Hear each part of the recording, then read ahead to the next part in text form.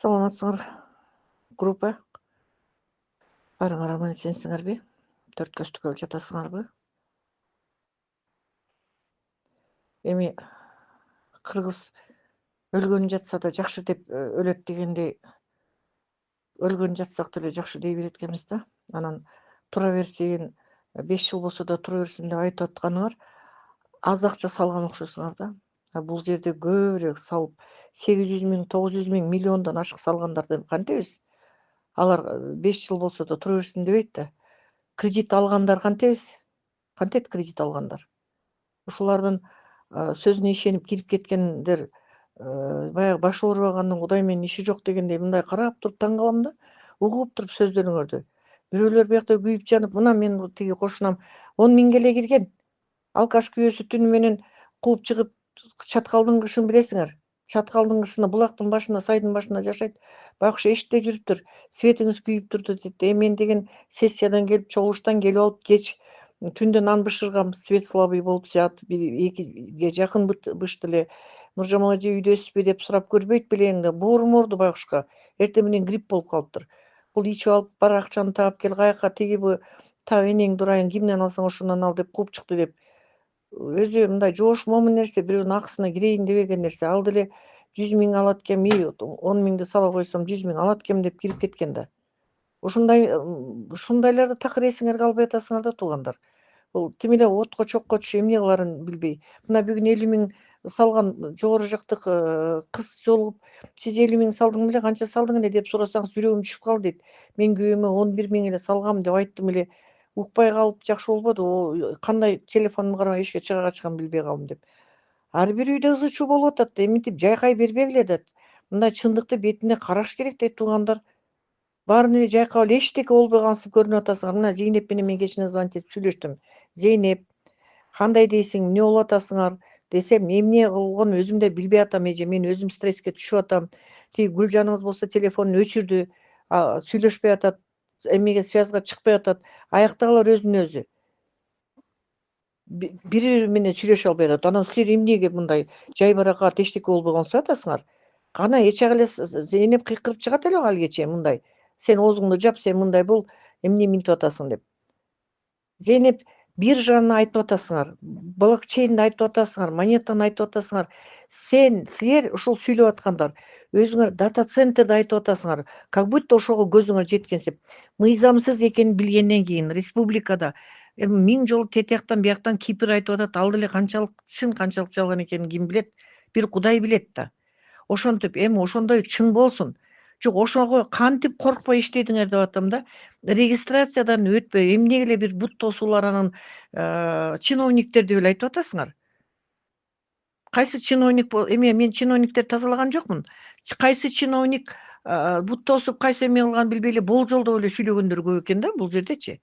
Кайсы чиновник бут тосуп алып коет экен. Эң эле башынан баштап эле Кыргыздын монетасын чыгарып ичип алабыз. Мына айга күнгө теңеп. Кыргыздын монетасы, мына өзүбүздүн монета деп чыктыңар. Каякта Кыргыздын монетасы? Биздин монета эмес турбайбы? Ал эч жагы эле башка мамлекеттерди ойлонуп табылып, азыр анын аты да кыйын экен. Основательдери башка экен да.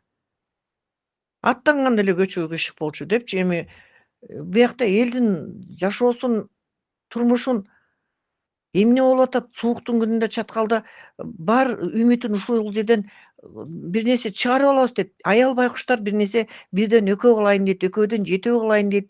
Бала бакарам эле кокуй бирөөсүнүн окуусун бүтөйүн, контрагын төбөйүн, кызымдын себин бүтө коеюн, келинимдин бирдекесинен кутулайын дептир аялдар ошентет. Эмне үчүн аялдар көп алданат?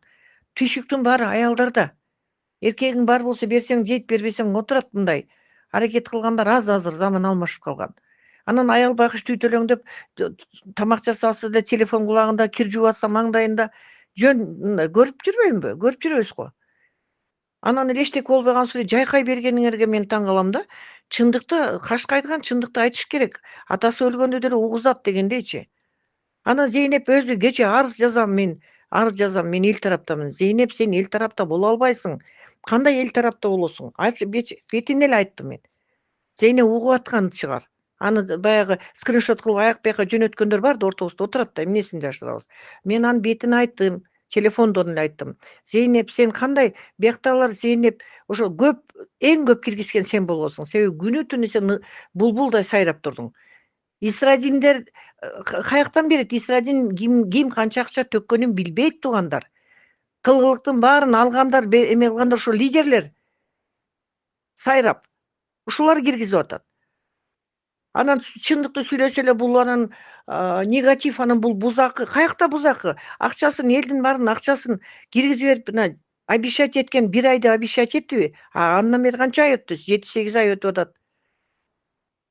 Бул Зейнеп ушунчалык ишенген. Мен айттым, сен ага ишенбес, кантип ишендиң сен? Биржа боюнча сенин билимиң жок, мен билем. Блокчейн боюнча сен окуган эмессиң, эчтеке билбейсиң. Анан алар айтса эле ак десе ак, көк десе көк деп эле эртең ушуга мен канча жолу айттым, Зейнеп, өзүң ишенип атасыңбы ушу сен айтып аткан сөздөрүңө? Бакыт айтты, булардын эчтекеси жок, булардын бирөө да жок, эчтеке болбойт деп атса, аны группадан ыргыта койдуң Бакыт, Аксылык баланы. Ал да ачык сүйлөгөн жигит экен. Ошоңчу группага кайра киргизип да койгон жоксуңар. Чындыкты сак болсун деп айткандардын баарын Зейнеп эле Зейнеп, лидерибиз алдыда болсун, үнүңдү угузуп кой деп дагы деле зарлап атасыңар. Зейнеп каяктан үнүн угузат? Ал өзүнүн айласын таппай атат. Мен силерге айтайынбы? Мен кечинде 2 саат сүйлөштүм аны менен. Ачыгын айтып коелу десе, мен эл менен кое тур, анда кирбей тургула, биз бияктан барабыз. Ош Жалалбат бияктан Питер эмеден Москвадан бери жазып атышат. Москвага чейин бардыңар, аябай силер уулап бардыңар, уулап чыккансып. Ууга чыкканда кимдер эмеге илинет деп. Лидерлер. Мына тетиги Оштон да бирөөлөр, Айжан дагы ким деп 2 ага кеткен бирөөнүн мага СМС турат. Ушуларга төккөнбүз. Апам 500 миңге, менен 200 миң алып, дагы ортодо сентябрда карыз кабыл алып 60 миң алып алыптыр. Эми ушулардын мындай положениесин эске алып койгула, сабыр кылгыла, анан кыжалат болбогула деп боякта бир жигит сүйлөп өтөт. Кантип кыжалат болбойт? Сенин башыңда ошончо акча турса, башы оорубаганын Кудай менен иши жок да. Кантип кыжалат болбойт? Алган карыздын эшигиңди тытып турса, же кредитиң келип турса, уйку келеби? Ошондой адамдардын положениясын түшүнгүлө да. Аз акча менен же бир анча мынчасын кайтарып алгандар мындай эчтеке болбогансып сүйлөп атканыңарга мен таң калып атам да, таң калып атам. Мындай болбойт да, мындай заман блокчейн, дата центр. Каякта дата центр? Кана? Дата центрден мынча алат экенбиз, анан долясын алып турат экенбиз, өмүр бою зарплата деп. Мен де ушул образование менен мен полный курсум бүтпөсөм 4-курска чейин окудум юридическийден, ала качып кетишкен ошончо. Мен бирок базовый билим бар да менде. Андан кийин азыр элдин баары умный. Мен өзүм айткандан уялам. Мен депутат болуп туруп мен алданып калдым. Эми өтө бир миллиондогон акча эмес, бирок бирөөгө 4 миң менен кирсе ал деле акча болуп атат. 40 миң кирсе ал деле акча болуп атат. 50 миңге айтканга оңой, ал деле акча болуп атат. Бирөөлөргө эми аны коюп койгула, аны эзиңерден чыгарбагыла. Ал эмне келе солсуңарбы, мындай кечирип койгулачы, мындай ошо сүйлөп аткандарды айтып атам. Кантип эсиңен чыгарып коесуң ошо миллиондогон 700 миң деген, 800 миң деген акчаны сен эсиңен чыгарып коесуңбу? Бул монетаны азыр сатып алалычы, эч ким кайрылбай. Мына булар умный кылды. Бирден таштагыла деди, бирден тараткыла деди, бирден койкуй эмне деп атат жанагы диндин тилинде. Подарка кылып, белек кылып берип койгула дегени. Анан эми аны жыйнаган үчүн кайра убакыт да керек, кайра БМВ керек. Көрдүңөрбү кандай затажага болуп калды? Такыр чындыкты мойнубузга алгыбыз келбейт да биз кыргыздар. Ушунчалык мындай тупо карайт экенбиз бир нерсегечи, бир чындыкты мойнубузга албай. Болуп кетсин, тиги болуп кетсин, мына 7-8 ай деген почти жыл жарымдан өтүп кетти да. Мен юридическийде полный 7 жыл окуп келген баламдын тилин укпай койдум, кичинекей баламдын. 45-имде төрөгөн баламдын тилин укпай койдум, сен эмнени билесиң деп. Сен аларга тийишпе, сен алар билбейсиң, сен анда. Апа, мен 7 жыл Москвада бекер жүрдүмбү десе, ол тилин укпай койдум. Эми ошонун бетин карай албай атам. Звонить этсе, телефондон албай атам. МСНиңиз эмне болду апа деп. Барынан да мына кошунан байкушту менен бырылдап эртең менен жүдөп какап жөтөлүп келген экен. Ушунчалык күнөөлүү сезим. Менде болсо бере коет элем ошо 10 миңди. Каяктан өзүм пенсияда отурсам? Эми ошондой нерселер кишинин нервин ар жакта болсо киргизген 100 миң менен 110 миң менен кирген. Бөлө жөткүрүп ооруп давлением көтөрүлүп атат десе, ага да жүрөгүң сыгылат. Ошонун бүт баарын өткөндөн кийин нервин чечип жазсам, болду да алдаганыңарды, болду да мына зарплата дедиңер 10 миң, мурда $1000 айтпай эле коеюн. 100 миң дедиңер, 2800 дедиңер, келе сого окшоп кирип алдык. Апа, телеграммдан чыккан нерсенин баары калп, аякта мошенниктер. Эмнеге ишенесиз ушул акылыңыз менен десе, сен билбейсиң аларды дегенмин. Мен ушул баламдын кичинекей баламдын бетин карай албай атам, кичинекей эмес, ал деле айтып атпаймынбы, юридический бүтүп келген. Мында фактыларды койгула да бирине бирин. Ал баланы кече ошол жактан камалып чыкпай калса экен деген келинди уруштум мен. Кой андай, ал деле жыландын баласы деле аяка кирбесин. Иттин баласы да кирбесин, ал деле бирөөнүн баласы. Бирок колу менен кылганды мойну менен тартып, эси ушунун баары өзү айткандай калп боло турган болсо, колу менен кылганды мойну менен тартып, элдин акчасын чыгып туруп ордуна коюп койсоң, аны каматып бергенде эмне, бизге мүйүз чыгабы дедим. Же бул туура эмеспи? Анан эле уксаң бир чалагайым адамдардай сөзүңөрдү угуп мен таң калам да. Ал бирөөнүн баласына жамандык кылып аткан жокпуз. Ал канчалаган адамдын шоруна чычып койду. Ушунчалык ишенip, ушунчалык бул Исрадиндерге мунуга Зейнептер жөн эле анан баягы гестапонун солдаттарындай болуп туруп бердиңер. Зейнепти кечинде айттым, сен жаман көптүң Зейнеп дедим. Жетим кыз болсоң, жетим бала, жесир катын болсоң, жесир катындар бар. Ошо давление болуп аткан аялда жесир катын. Балдарын өзү чоңойткон эме. Эч кимди сүйлөтпөй, оозун басып такыр ыйлаба, көзүң жаман, сүйлөбө, оозуң жаман деп турдуңарбы. Мен айттым, Кудайдан бол ушул акчаны алып калсын. Эртең бириңди бириң көргүңөр келбей калат ушурда лидермин деп кыйын болуп аткандар. Бириңди бириң сатып каласың. Ушул мыйзамсыз экенин кандай укпайсыңар 7-8 айда? Эмнеге кана документ эртең биз элдер тытып кетпесин? Ушул мыйзамдуубу? Биздин республиканын Финнадзорунан өтпөй атканды эмнеге мойнуңарга алгың келбейт?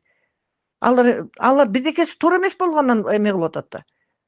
Бут тосуп атат эле, бут тосуп атат эле. Бир нерсеси туура эмес болсо, эме кылып өткөрбөй атат да. Кандай дейсиңер? Анда силер сотко бергиле, көзүңөр жетет экен, Финнадзорду сотко бергиле анда. Туура болчу, муну эмнеге өткөрбөй атат деп. Бергиле сотко. Ушундай умный болсо. Ушулар Финнадзордон регистрациядан өтпөй калган үчүн биздин Исрадин отурат тиякта. Эмнеге өткөрбөйт деп бергиле да сотко. Мен таң калам да, окуп унчукпай коеюн десем, мындай начитанный 21-кылымга уже кетип атабыз, ушулда жашап атабыз. Анан бул эмне деген нерсе билбейм. Көрүп, көзүңөргө сайып, тиги бала сүйлөп, формачан, органдын кишиси сүйлөп атса, аны деле жалган дейсиңер. Биз ушунча 8 ай, 9 айдан бери жомокко ишендик. Башында эле булар жомок деп айткан. Буларга деле таарынбаш керек. Өздөрү жомок деп айтышты. Биз ошого ишендик. Жомок деп отурса деле. Мына күйөөбүздүн тилин уккан жокпуз, балдарыбыздын тилин уккан жокпуз. Апам өзү кирди эле, апамыздын давлениясы көтөрүлүп, жыгылып калбаса экен деп коркуп отурабыз деп ыйлап чыгып атат. Канча семьялар ажырашып атат, туугандар, мындай чындыкты бетине карасаңар мындай. Азыр заман ал бул жакшы дегенмен заман оор, акча табыш кыйын. Тыкмалап пенсиясын карап, пособиясын карап отургандар эптеп карыз куула, эртең эле кутулам, мына 2 айдан кийин кутулабыз деп алган акчаларыбыз бар да. Эми канчага төктүң эле, канчага алдың эле. Бирөөгө 5 миң сом да чоң акча, бирөөгө 50 миң деле чоң акча. Эми 5 кол тең эмес экен да. Болгон ырыскысын. Бая күнү бирөө ыйлап чыгып атат. Эже, уюмду сатып туруп алдым эле. Андан көрө ушу уюмду саап, балдарыма ушунун сүтүн берип, майын жегизе отурсам болбойт беле мен келе сого деп. Ушундай фактылар болуп атат да. Эми кандай? Билбейм мен.